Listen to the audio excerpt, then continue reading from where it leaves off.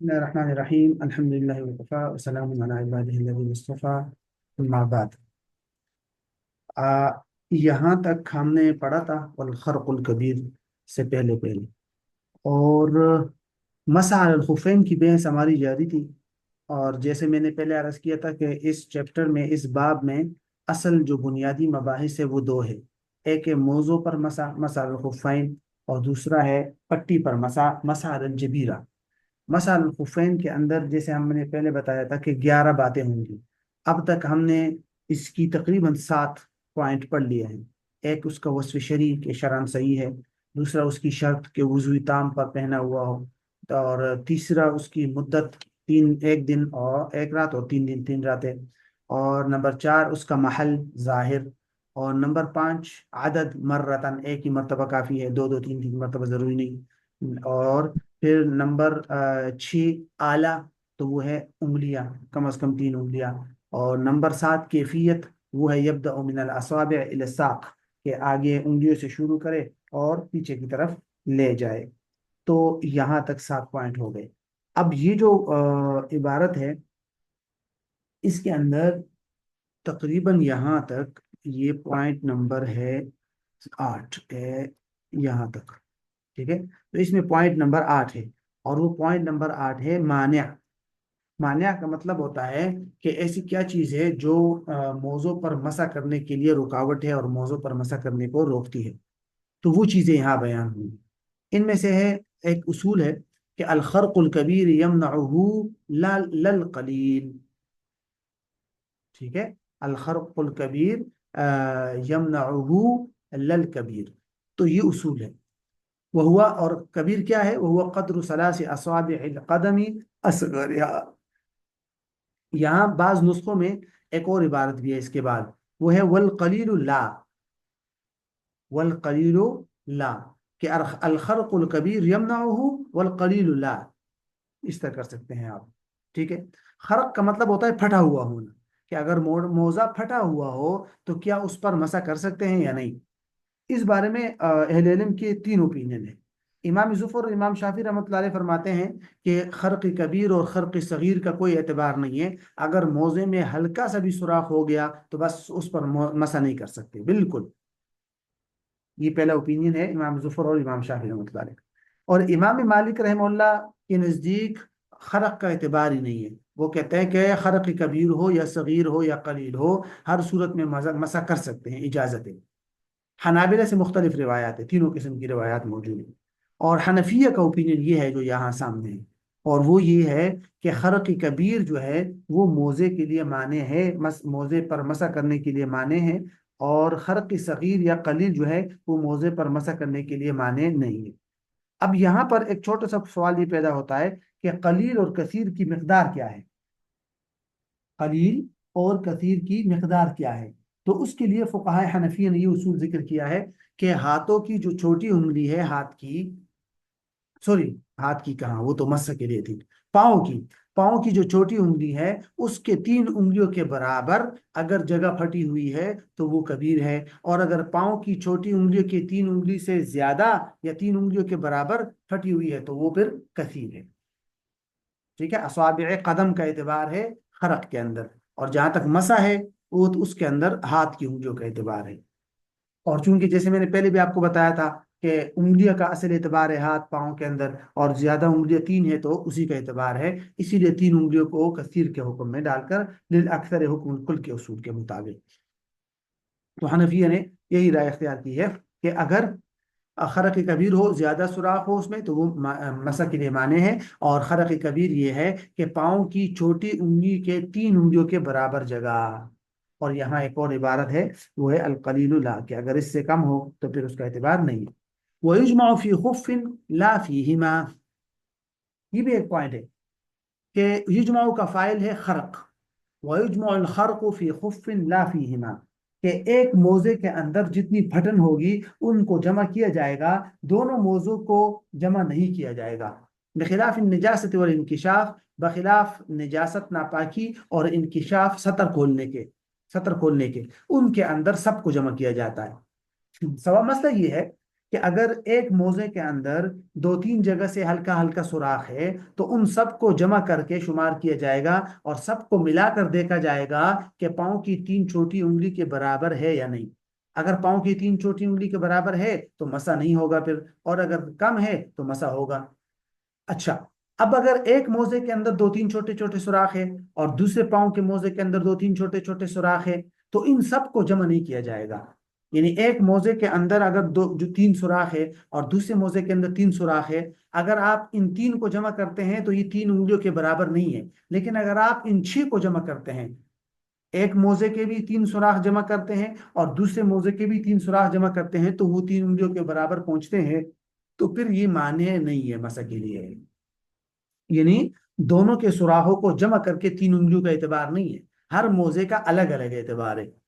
ٹھیک ہے، تو ہر موزے کے اندر تقریباً تین چھوٹی انگلیوں کے برابر جگہ پٹنی ہونی چاہیے. اگر دونوں کو ملا کر تین انگلیوں کے برابر پہنچ رہا ہے تو نو، اس کا اعتبار نہیں ہے شریعت میں. اور اس کی وجہ ظاہر ہے، کیونکہ علماء نے لکھا ہے کہ بھائی اس کے اندر یہاں ہر موزے کا الگ الگ حکم ہے، ہر موزہ مستقل ہے یہاں، اور دونوں عضو بھی حقیقت میں الگ الگ ہے.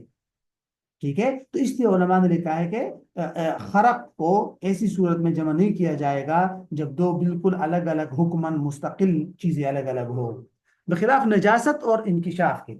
اگر بدن پر یا کپڑوں پر نجاست لگ جائے مختلف جگہوں پر، ہاتھ کے پر تھوڑے سے لگ گیا، پاؤں کے پاس تھوڑا سا لگ گیا، دامن پر تھوڑا سا لگ گیا، کپڑوں پر، تو ان تمام جگہوں کو جمع کیا جائے گا. اگر وہ ایک درہم کے بقدر، یعنی کہ ایک درہم تقریباً 5 روپے کا سکہ، یا جو ہاتھ کی ہتھیلی کی گہرائی کے اندر جتنا پانی جمع ہوتا ہے اتنا، اگر اتنی نجاست اتنی جگہ کو گھیرتی ہے تو بس نجاست غلیظہ، تو پھر ایسی صورت میں اس نجاست سے وضو کرنا، اس نجاست سے نماز پڑھنا جائز نہیں ہوگا. تو تمام بدن کی نجاست کو جمع کیا جائے گا، اس میں ہر ہر عضو کا الگ اعتبار نہیں ہے. ایسا نہیں ہے کہ ہاتھ کے نجاست کا الگ اعتبار ہے، پاؤں کی نجاست کا الگ نہیں. اسی طرح انکشاف، انکشاف کا مطلب ہے ستر عورت یا کشف عورت. یعنی آپ کو معلوم ہے نا کہ انسان نماز کے اندر سطر چھپانا واجب ہے، شرط میں سے ہیں. اور سطر کہاں سے ہیں؟ ناف سے لے کر گھٹنوں کے نیچے تک. اب یہ ناف سے لے کر گھٹنوں سے نیچے تک کا حصہ اگر مختلف جگہوں سے تھوڑا تھوڑا پھٹا ہوا ہو تو ان سب کو جمع کیا جائے گا. اور کتنی مقدار تک سب کا پہنچ رہا ہو تو اس سے جو ہے نماز فاسد ہو جائے گی یا نماز نہیں ہوگی اس میں. تو کہتے ہیں کہ جو اعضاء کھلے ہیں ان میں سے جو سب سے چھوٹا عضو ہے اس کا 1/4، ربع، اس کا 1/4.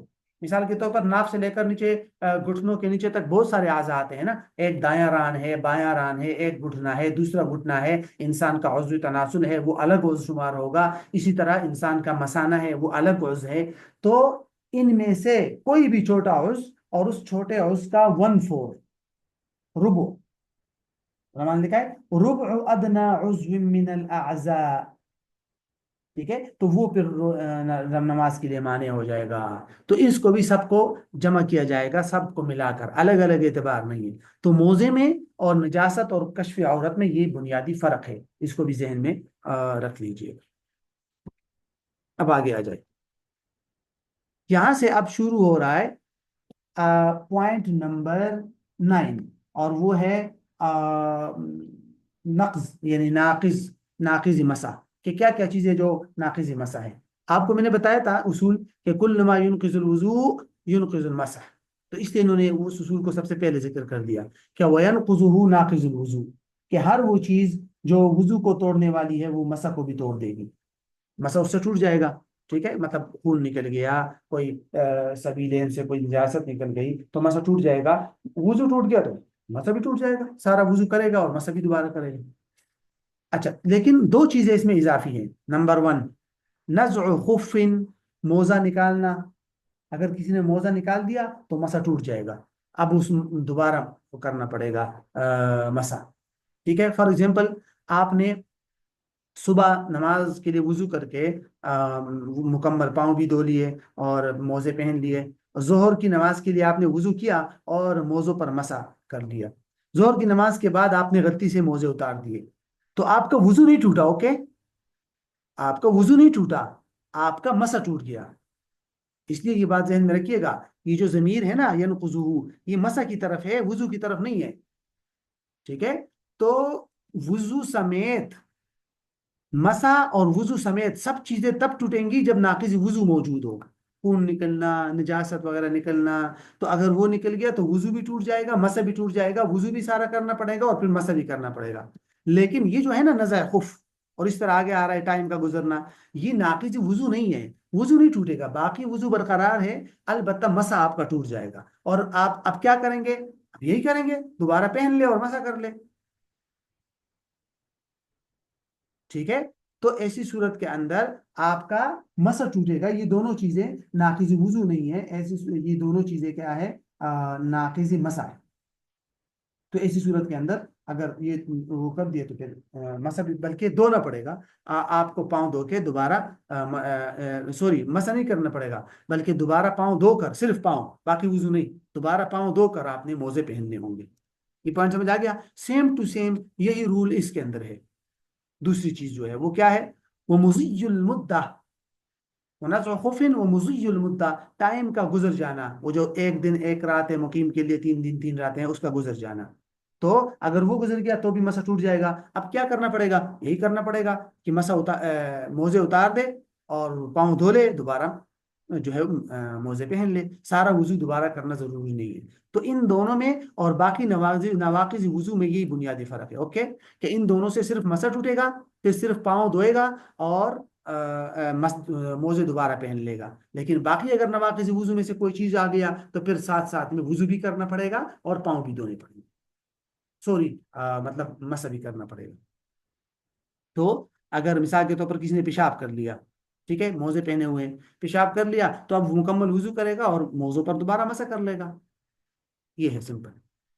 लेकिन मुज़ीयुल मुद्दा के साथ मैंने आपको पहले भी बताया था, एक ज़ाब्ता हमने पढ़ा था, अगर आपको याद हो, कि मवाज़िउज़ ज़रूरा या मौज़िउज़ ज़रूरा मुस्तस्ना अन अदिल्लति शरा, या अज़रूरात तुबीहुल महज़ूरात, इस तरह के कायदे मिलते हैं फ़िक़्ह के अंदर। ठीक है। तो कहते हैं कि अगर खौफ ना हो ज़िहाब रिजलहू या ज़िहाब रिजलिही मिनल बर्द, सर्दी की वजह से पाँव के चले जाने या पाँव के हलाक हो जाने या पाँव के खराब हो जाने का खौफ अगर ना हो, तो तब तब वो क्या करेगा, टाइम के गुजरने पर ही उतार देगा और जो है दोबारा पाँव धोएगा। लेकिन अगर इतनी सर्दी है, एक पहाड़ पे जा रहा है और मुकीम है, और एक दिन एक रात मुकम्मल हो गई, और अब एक दिन एक रात मुकम्मल हो गई तो मोजे उतार दे और पाँव धो ले। लेकिन अगर वो मोजे उतारेगा तो उसके पाँव जो है वो सर्दी की वजह से खराब हो जाएंगे, तो फिर उसके लिए ऐसी सूरत में गुंजाइश है कि वो, ऐसी सूरत में फिर न टाइम लिमिट है, जब तक वो उज़्र बरकरार है उस वक्त तक मोजे पहने, कोई टाइम लिमिट नहीं है फिर, क्योंकि ये तो जरूरत है ना। और दूसरा ये दो फर्क आ जाएंगे, दो बातें ज़हन में रख ले, दो फर्क आ जाएंगे कि जब टाइम गुजर चुका हो और मोजे उतारने से खौफ हो कि उसके पाँव हलाक हो जाएंगे, खराब हो जाएंगे, तो फिर ऐसी सूरत में उसके लिए ये गुंजाइश है कि अनलिमिटेड टाइम तक मोजे पहना रखे और मसा करता रहे। ठीक है। लेकिन यहाँ पर दो बातें ये मजीद ध्यान में रखेगा। एक बात तो यही जो मैंने बता दी कि कोई टाइम नहीं है, जब तक जरूरत है तब तक पहने रखे। और दूसरी बात ये कि जब टाइम खत्म हो जाए और उसके बाद जरूरत की वजह से उसने मोजे पहने हैं, तो मसा का तरीका चेंज हो जाएगा। पहले मसा क्या था कि तीनों उंगली से आगे जाहिर से मसा करेगा, वो पीछे तक ले आएगा। इस सूरत के अंदर मुकम्मल मोजों पर मसा करेगा, ये जबीरा के हुक्म में हो जाएगा, ये पट्टी के हुक्म में हो जाएगा। और जिस तरह पट्टी पर मुकम्मल मसा करना जरूरी है, तो इन मौजों पर भी मुकम्मल मसा करना पड़ेगा, मुकम्मल ऊपर से, दाएं बाएं से, नीचे से, चारों तरफ से मसा करना पड़ेगा। ये आम मसा के हुक्म में नहीं है, ये पट्टी के हुक्म में है, जबीरा के हुक्म में है। तो ये छोटा सा पॉइंट ध्यान में रख ले यहाँ।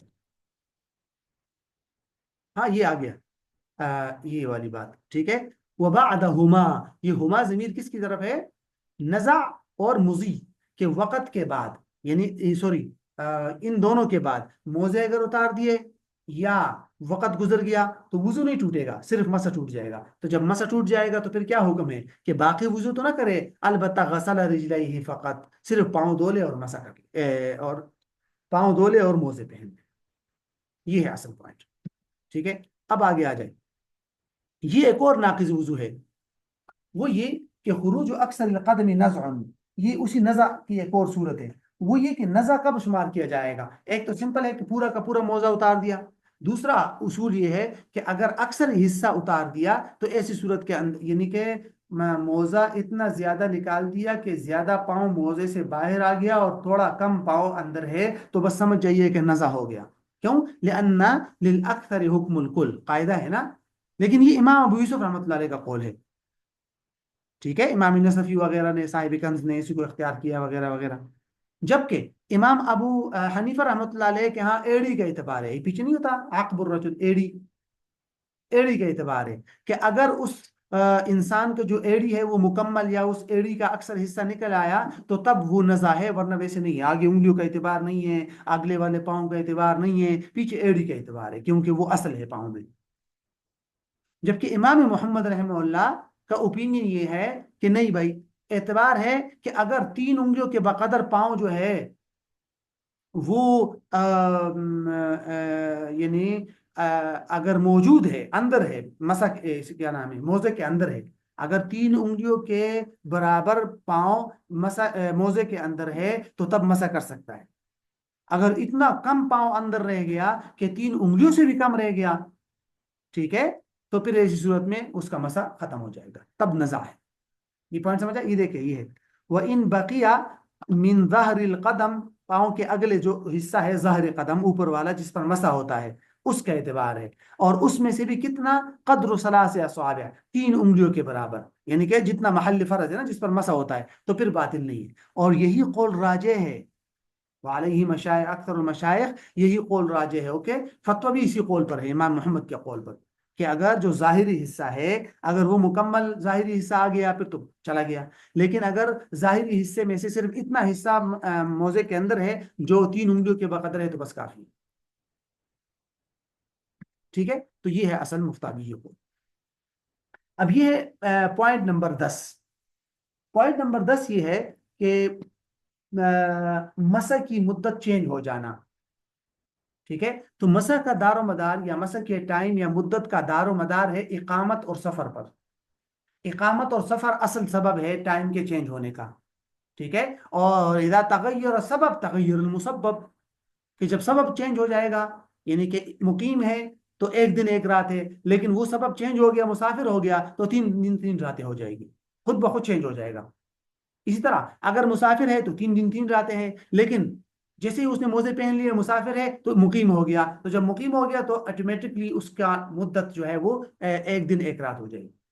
اب اگر ایک آدمی مقیم ہے، اس نے موزے پہن لیے اور 1 دن اور 1 رات ابھی مکمل نہیں ہوا کہ وہ سفر پر نکلا، تو وہ جو ٹائم ہے وہ 3 دن میں کنورٹ ہو جائے گا جب سے اس نے پہنے ہیں، حدث لاحق ہوگا اس وقت سے لے کر. اور اگر 1 دن 1 رات مکمل ہو گیا تب سفر میں جا رہا ہے، تب تو اتارے گا نا، کیونکہ اقامت کا تو ٹائم ہی ختم ہو گیا، مدت. سیم ٹو سیم سفر کے اندر ہے. سفر میں ہے ایک آدمی، ٹھیک ہے، اور مثال کے طور پر 2 دن 2 راتیں موزے اس نے پہنے ہوئے ہیں اور مقیم ہو گیا، فوراً اتار دے، فوراً اتار دے، مزید 1 دن 1 رات نہیں. کیوں؟ جب سے پہنے ہیں اور اس وقت پھر جب حدث لاحق ہوگا اس وقت کا اعتبار ہے. ایسا نہیں ہے کہ نہیں نہیں جب مسافر ہو، جب مقیم بن گیا اس کے بعد مزید 1 دن 1 رات، نو. جب پہنے ہیں اور پھر اس وقت حدث لاحق ہوا ہے اس وقت کا اعتبار ہے. کل پڑھا تھا نا، من وقت حدث، اس وقت کا اعتبار ہے.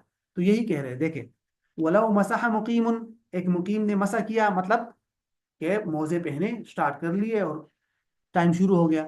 فسافر قبل تمام یوم قبل تمام یوم ولیلہ، 1 دن اور 1 رات مکمل ہونے سے پہلے پہلے سفر سٹارٹ ہو گیا، تو مسح ثلاثا، اب 3 دن کر رہے.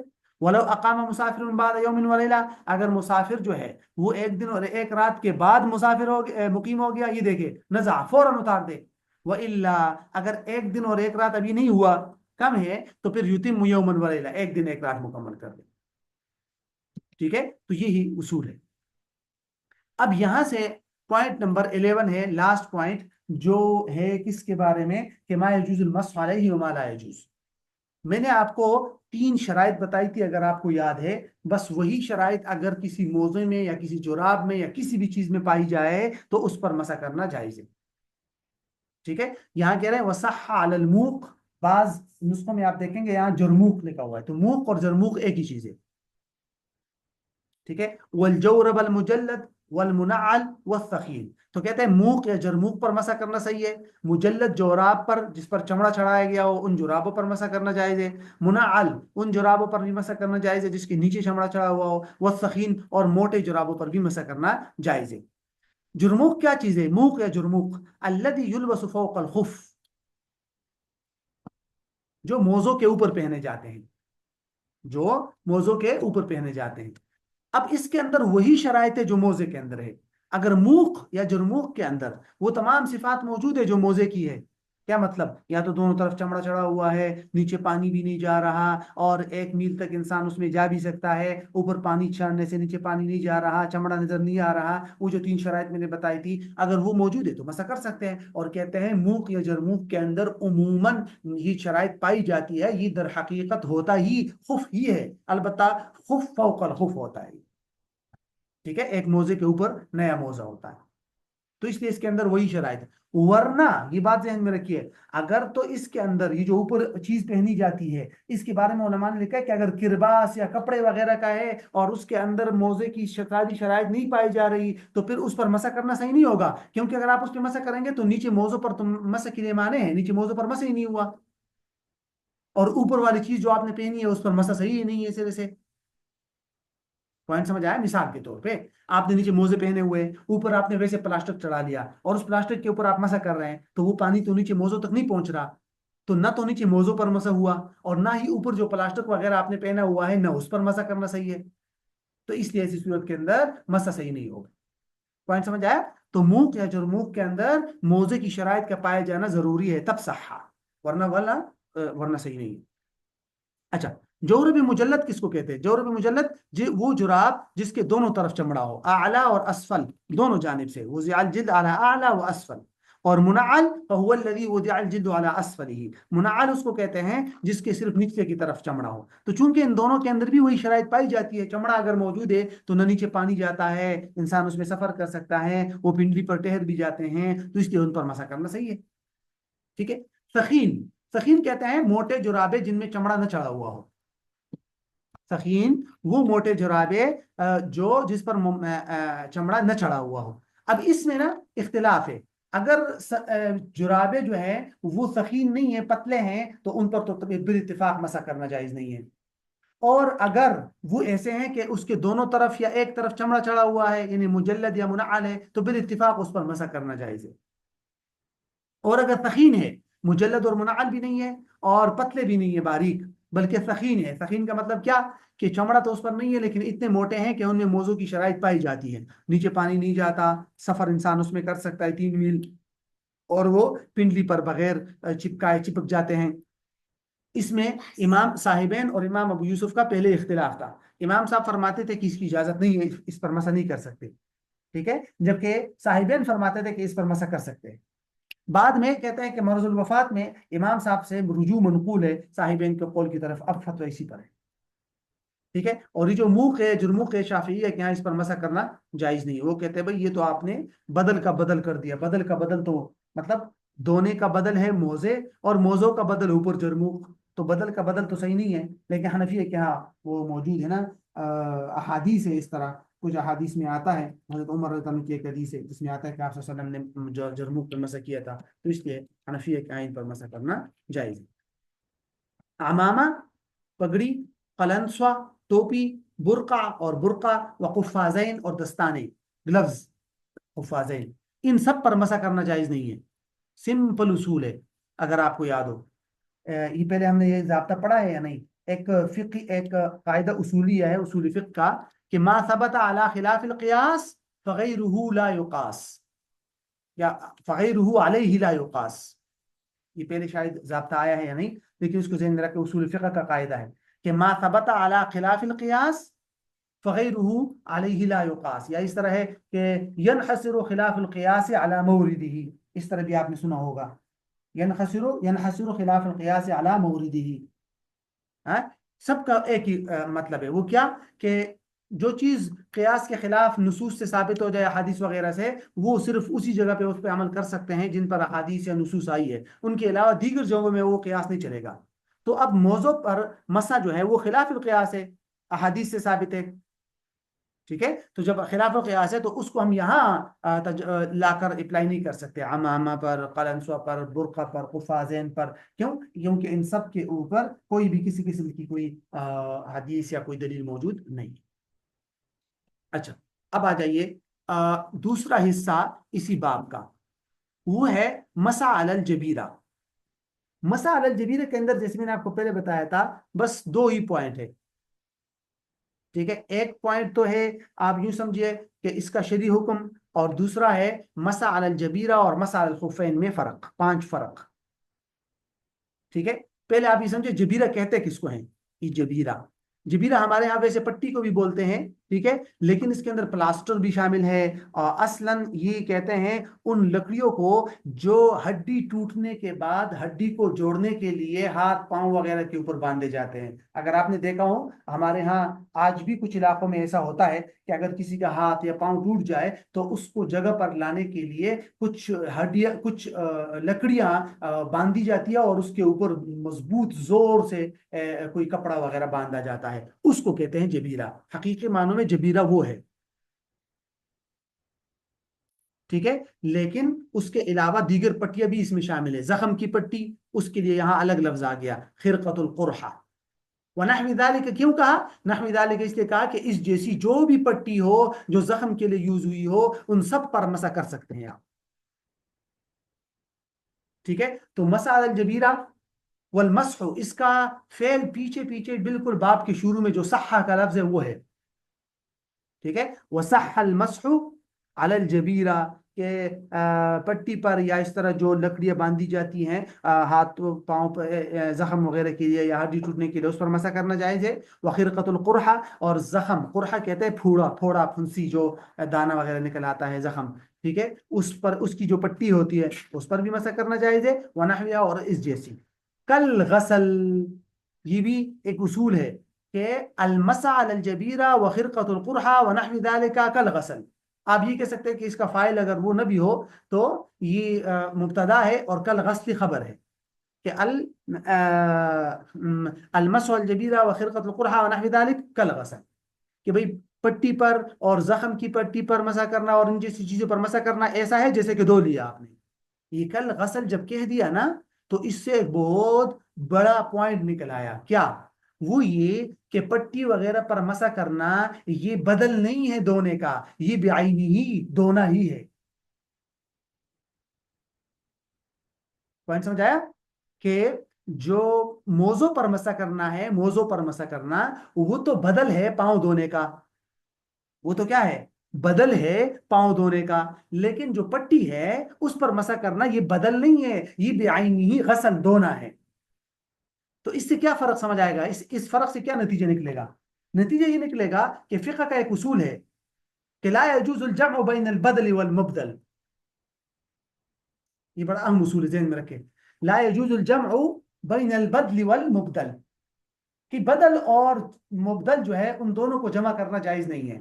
کیسے؟ ایسے کہ آپ نے ایک پاؤں پر موزہ پہن کر اس پر مسح کر لیا اور دوسرے پاؤں کو دھو لیا. ایسا کرنا تو جائز ہی نہیں ہے. کیوں؟ اس لیے کہ آپ ایک ہی وضو کے اندر بدل اور مبدل منو دونوں جمع کر رہے ہیں. ایک طرف موزے پر مسح کر رہے ہیں اور دوسرے پاؤں کے جو ہے اس کو دھو رہے ہیں، تو بدل اور مبدل کو تو جمع کرنا جائز ہی نہیں ہے، تو یہ جائز نہیں ہے. لیکن اگر آپ کا ایک پاؤں پر زخم ہے یا پاؤں ٹوٹ گیا ہے اور اس کے اوپر صحیح پٹی بندھی ہوئی ہے پوری موزے کی طرح، اور دوسرا پاؤں بالکل ٹھیک ٹھاک ہے، تو آپ ٹھیک ٹھاک پاؤں کو دھوئیں گے اور پٹی والے پاؤں پر پٹی کریں گے. یہاں آپ کو کوئی بھی یہ نہیں کہہ سکتا کہ بھئی آپ یہاں کیوں جمع کر رہے ہو. یہ جمع نہیں کر سکتے، مسح اور دھونے کو آپ جمع نہیں کر سکتے. کیوں؟ کیونکہ آپ اس کو کہہ سکتے ہیں کہ پٹی پر جو مسح ہے وہ حقیقی معنوں میں مسح نہیں ہے، وہ غسل ہے، دھونا ہے. تو یہاں بدل مبدل جمع نہیں ہے. تو بہت بڑا فرق جو مسح علی الجبیرہ اور مسح علی الخفین میں ہے وہ اسی عبارت سے ہمیں معلوم ہو گیا کہ مسح علی الخفین بدل ہے اور مسح علی الجبیرہ بدل نہیں، یہی اصل ہے. عذر کی وجہ سے شریعت نے جس کو اصل کے حکم میں ڈال دیا. تو اسی سے ایک فرق تو سمجھ آ گیا آپ کو کہ وہاں بدل مبدل منوں کو جمع نہیں کریں گے، یہاں جمع کر سکتے ہیں. تو ایک فرق تو تقریباً یہ ہو سکتا ہے. مزید اس کے علاوہ 5 فروق اور ہے. اب دیکھیے، نمبر 1، فلا یتوقت، اس کی توقیت نہیں ہے. मसाला जबीरा या पट्टी पर मसा करने की कोई कोई वक्त मुकर्रर नहीं है, लिमिटेड बाई टाइम नहीं है। तो एक फर्क समझ आ गया ना। इसी से तो फर्क आ गया ना कि चूंकि ये तो गसल है, गसल का तो कोई टाइम नहीं होता धोने का है। आप जब जब जब तक आप जिंदा है वुजू करते रहेंगे, धोते रहेंगे। तो जिस तरह उसका टाइम नहीं है इस तरह, लेकिन मसला खुफैन का टाइम है। तो एक फर्क ये भी आ गया। ये सारे फुरूक इसी उसूल पर मबनी है जो मैंने आपको ऊपर बता दिया इस इबारत के अंदर, कि भाई मसाल जबीरा गसल है और बदल नहीं है, और मसल हुफैन बदल है। तो इस बाकी 5 फुरूक इसी उसूल की तफरीआत है। नंबर 1 फला युतवक्कत। नंबर 2 वही जुमा माल गसल, आगे पॉइंट वही जो मैंने अभी आपको मिसाल दे दी कि भाई दोनों के साथ इसको जमा कर सकते हैं। एक हाथ पर लगा हुआ है और दूसरे हाथ ठीक है तो दूसरे हाथ को धोएंगे, एक हाथ पर मसक करेंगे। एक पाँव पर पट्टी है और दूसरा पाँव ठीक है तो पट्टी वाले पाँव पर मसक करेंगे और दूसरे पाँव को धोएंगे। लेकिन मसाल खुफैन में ये काम नहीं कर सकते आप। 2 फर्क हो गए। तीसरा फर्क वह यजूजु व इन शद्दहा बिला वुजुइन, और इस पट्टी पर मसा करना जायज है अगरचे बगैर वजू के इसको बांधा हो। फर्क समझ आ गया ना। ये भी मसाल खुफैन पर आप तब मसा कर सकते हैं जब वो आपने बगैर वजू के ना बांधा हो, पाँव धोकर बांधा हो और वजू करके बांधा हो। जबकि मसा अलल जबीरा या पट्टी पर जो मसा है वो आप बगैर वजू के भी बांधा हो तो कर सकते हैं। क्यों? क्योंकि ये भी तो गसल है, धोना है, इसके लिए ऐसी कोई शर्त नहीं। ठीक है। अच्छा, आगे एक और फर्क। वयमसहु अला कुल्लिल इसाबा कान तहतहा जराहतुन औला, मुकम्मल पट्टी पर मसा किया जाएगा, जबकि मोजों के अंदर मुकम्मल मोजों पर मसा नहीं किया जाता था। ये भी उसी उसूल पर मबनी है कि चूंकि पट्टी पर जो मसा है वो चूंकि गसल के हुक्म में है, और गसल में तो मुकम्मल बदन जगह को धोया जाता है, महल को, तो इसलिए मुकम्मल पर मसा करेंगे। और मोजों पर जो मसा है वो बदल है, तो जिस तरह वो साबित है उसी तरह मसा करेंगे। अच्छा, ये जो पॉइंट है काना तहता जराहतुन औला, उसके नीचे जख्म हो या ना हो, इसका मतलब ये नहीं है कि वैसे ही किसी ने पट्टी बांध दी हो जख्म ना हो। इसका मतलब ये है, फॉर एग्जाम्पल, अगर किसी का हाथ जख्मी हो जाए तो आपका क्या ख्याल है, जब वो पट्टी बांधता है तो कुछ ना कुछ हिस्सा तो ऐसा भी तो उसके नीचे आएगा ना जिस पर जख्म नहीं होगा। ऐसा तो नहीं होता कि जस्ट बेआईनी ही उसी उसी जगह पर पट्टी आएगी जिस जगह जख्म है। नो, जब इंसान हाथ पर जख्म लग गया उस पर पट्टी बांधता है तो कुछ ना कुछ ठीक वाली जगह भी तो नीचे आई होगी।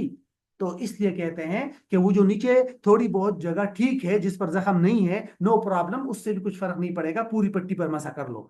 तो खुलासा ये हुआ कि जख्म की वजह से जितना मजबूरी है जितनी पट्टी बांधना वो बांध लो, अगरचे उसके नीचे कुछ ठीक वाली जगह भी आ जाए तो बस पट्टी पर मसा कर सकते हैं।